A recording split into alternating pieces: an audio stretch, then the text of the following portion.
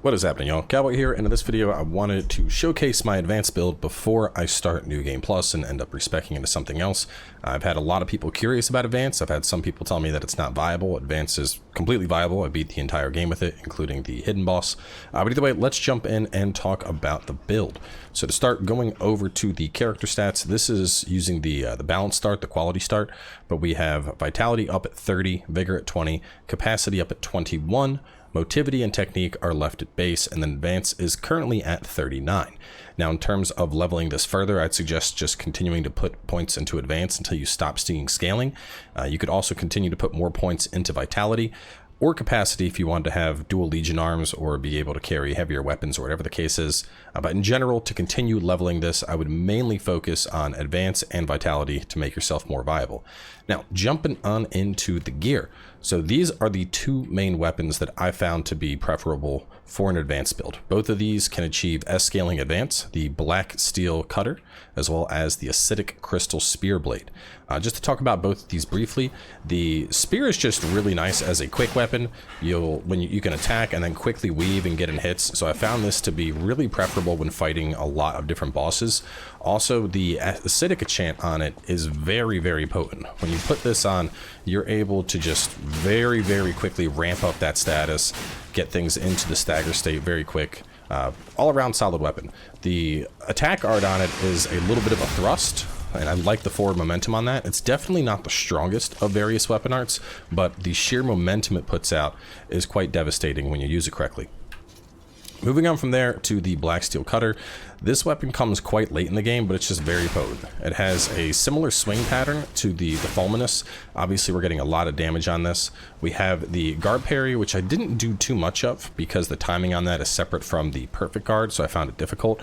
But the regular Fable Art here is just a devastating flurry of attacks, and pulling that off on a target dishes out a ton of damage very, very, very fast. If you get them into a stun window or whatever the case is, that is a great follow-up to really punch out big damage.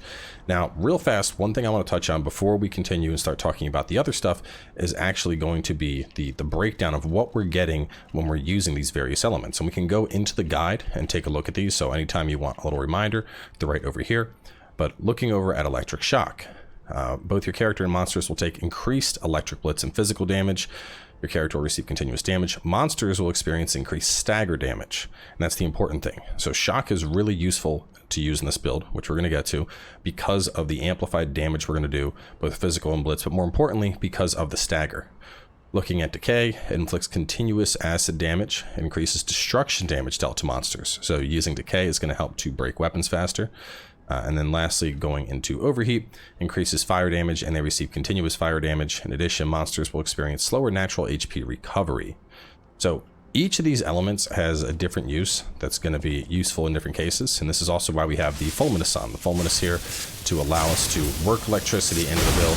So essentially with Fulminous and then using the Black Steel Cutter and the Acidic Crystal, we're able to wield all three of these at any given time with relative ease.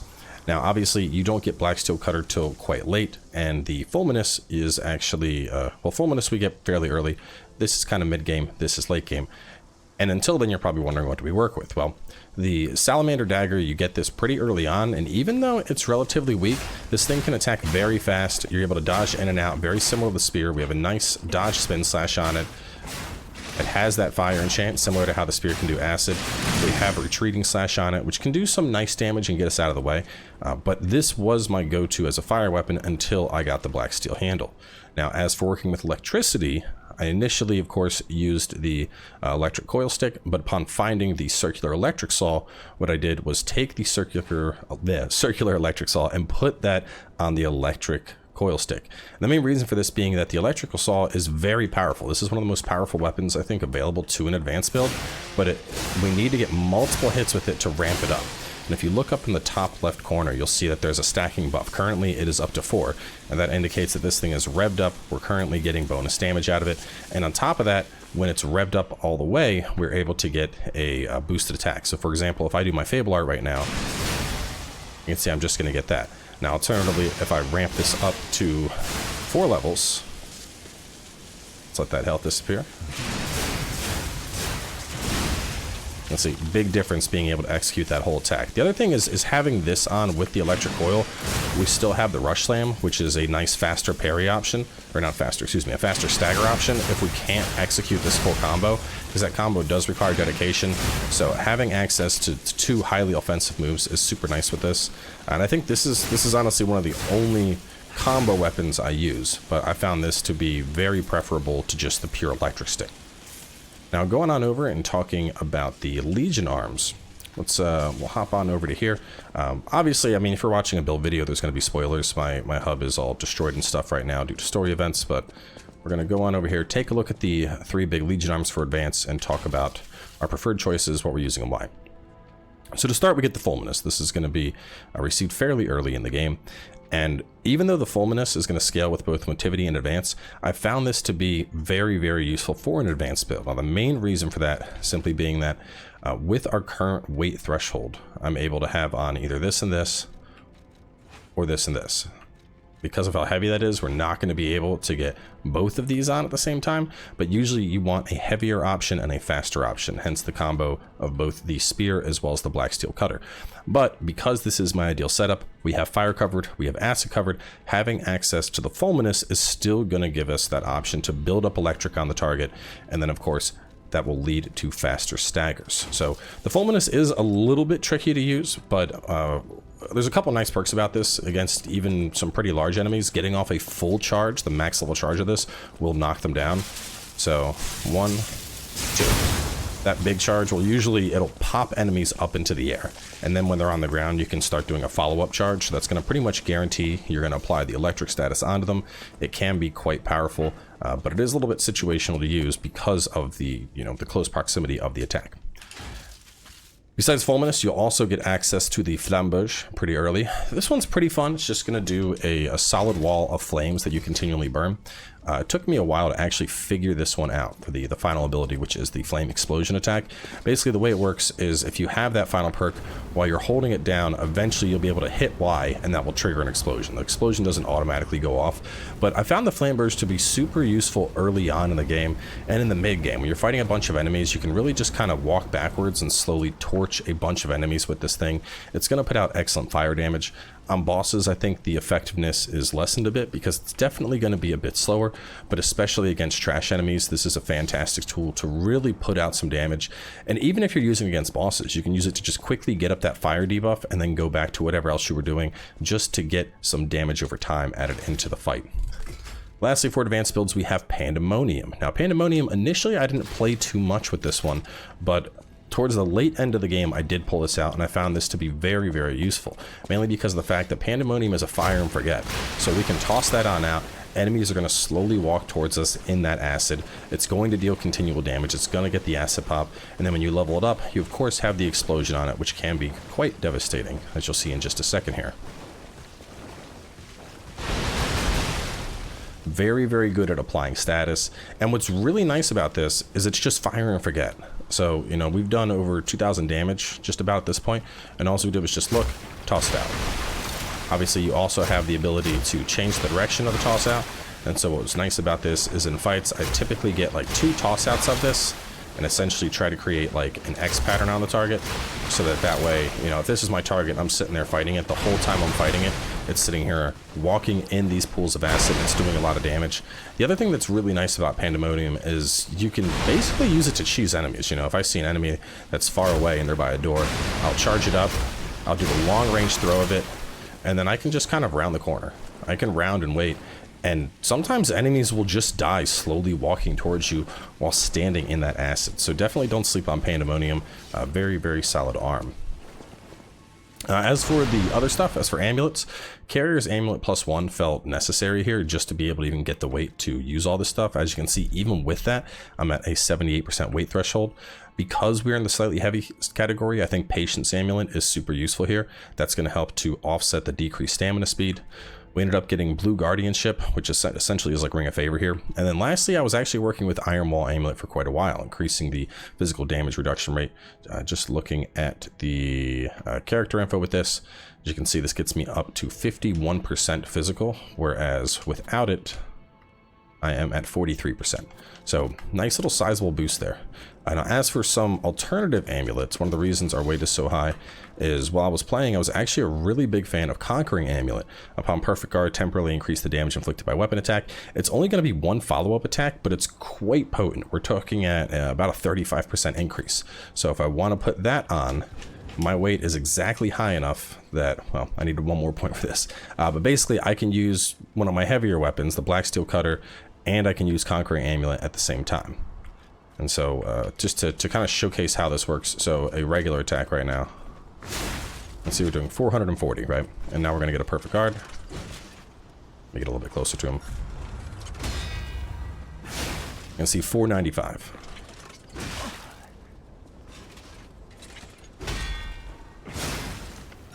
.527 that time. But so what's really nice about this is if you're good at the perfect guards, getting a singular personal guard and then a follow-up attack, just which I'm doing terribly right now. But basically, I'm on boss fights where there's lots of opportunities to get that perfect guard, which I'd say is most of them. You're getting that, you're getting your attack, and you're dashing on out. So 561, that was a proper hit, and you can see already we're going back down on the damage. 561 versus 447, so very significant increase there on what that perfect guard's going to do. And you know, even with a weaker weapon like the spear, you know, getting in a quick spear hit, you can play that kind of perfect guard, getting those pokes, and then go back in, and it's just going to really allow you to ramp up your damage in small instances. So I did find that to be super useful in some fights. Besides that, I also liked having the recharged amulet. This is just continual HP restoration. It's a very small amount, it's like 1 HP per second, but I found that to be really useful while exploring.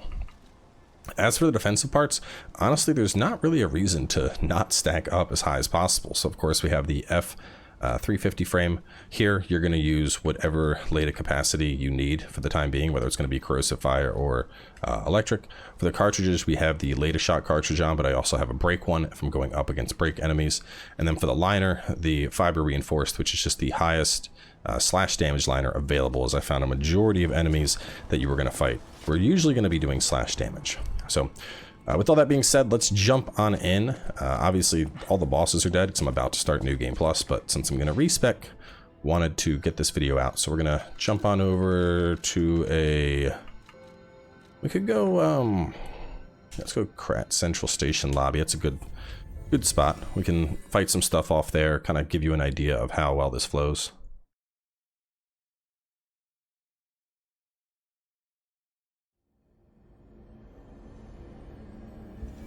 We're just going to go for my preferred setup with this, so that, with that, and then let me put my Fulminous back on.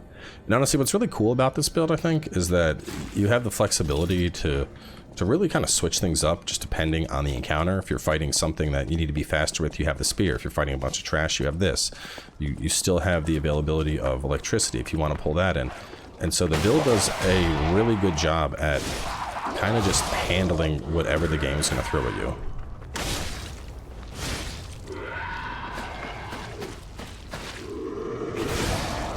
We're also going to go take a look at the P organs before the end of the video. I did not forget those.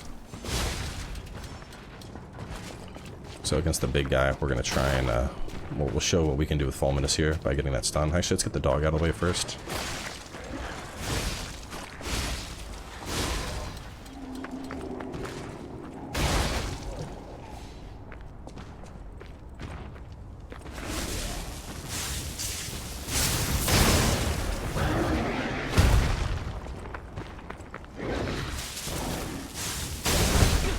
Alright, so now that he has that applied,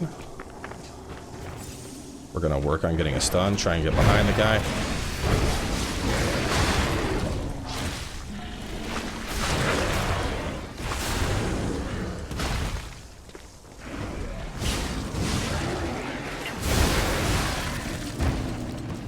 You can see we're just putting out ridiculous amounts of damage with this setup. And definitely don't sleep on the spear. The spear is also really, really devastating here, just because of the sheer speed this thing does.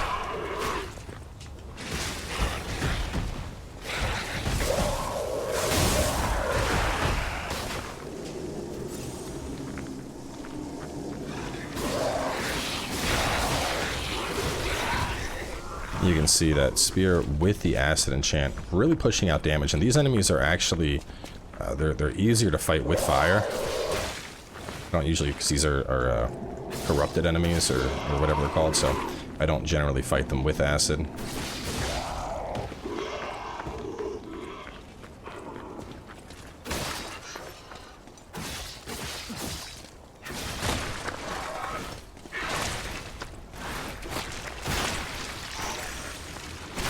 I hate the range on those tentacles.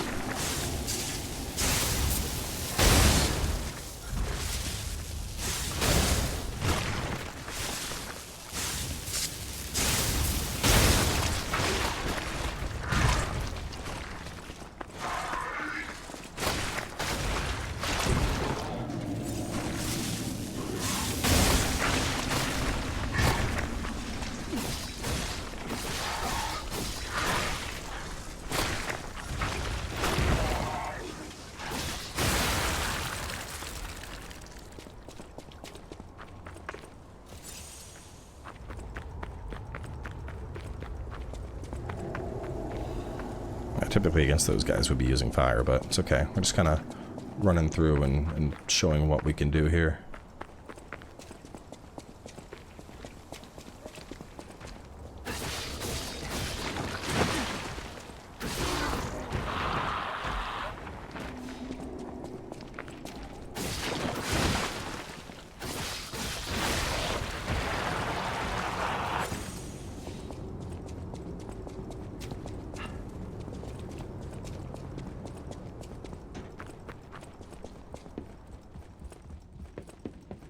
Wish I could respawn bosses.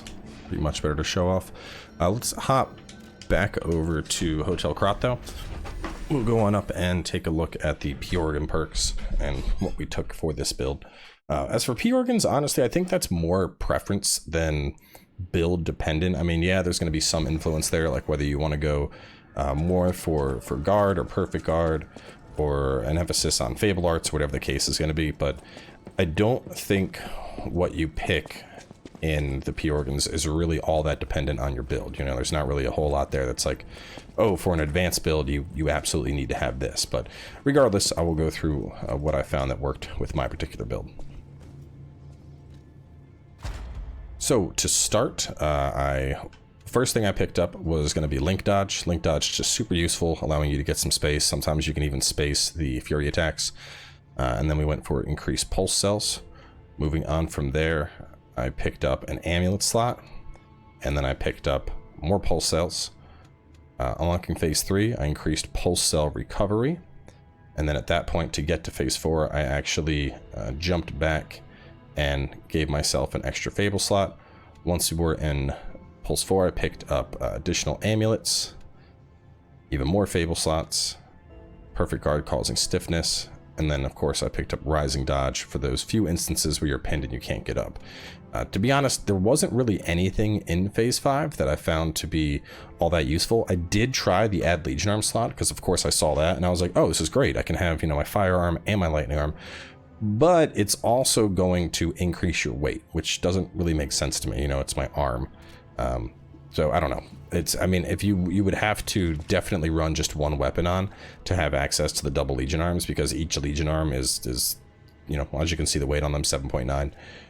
You know, this weighs 9, so it's about the same weight as a lighter weapon, but it's still going to significantly increase your weight. Because of that, I decided against it. But on New Game Plus Plus, if you were to really ramp your capacity up even further, you could potentially pull it off. But either way, that's going to be it for the advanced build. Like I said, this is fully viable. I beat the entire game with this. In particular, the acidic crystal spear I slept on for a really, really long time before I started going to it. And keep in mind that both of these weapons can achieve S scaling, but you're going to still want to use an advanced crank on them. So going over to Eugenie and talking about the handle, you can see this was A, but using the advanced crank will put this up to S, which isn't a ton of damage, but 8 more on your acid damage I do think is going to be worth it. And in particular, the 2 main weapons that we're working with here, obviously they are full into advanced scaling, which is nice because this way we can focus on advance. We don't really need to worry about points, emotivity, or technique at all.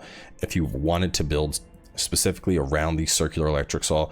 Obviously, you should have some more stuff in motivity to help boost the physical attack of this, but I really wanted to do a pure advanced build, and I think that does work out pretty well here. I mean, just looking at the numbers, we have 210 fire, 187 electric, and then 158 on acid. So we're definitely putting out some really beefy elemental numbers, and I think as long as you play around those and use the right element for the job, you can get through the game with advanced builds just fine.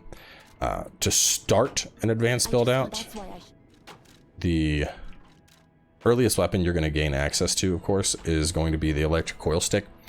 I think this works really well. I think the electric coil stick is kind of your go-to weapon, that and the salamander dagger. Those will carry you up until you get the acidic spear. Once you get that, I'd suggest focusing your levels on that. And then the circular electric saw, that carried me a lot just because of how potent it is. The strong hits along with the electric were really strong on that. So for a while I was alternating between that along with the acidic crystal spear. And then the black steel cutter, which of course, as I mentioned, is very late game, but once you get it, I think that becomes a very dominant choice in the advanced category. But either way, that is going to be it for the advanced build. As for New Game Plus, I'm not sure what I'm going to play yet. I think probably quality, just so I can try out a bunch of different weapons. But either way, thanks for checking out the build. If you're curious about Advanced, it's definitely a really fun playstyle, especially working in all the different elements. I think it spices up combat a little bit more than just focusing on like perfect dodges and whatnot. But yeah, thanks for coming by, and I'll catch you all next time.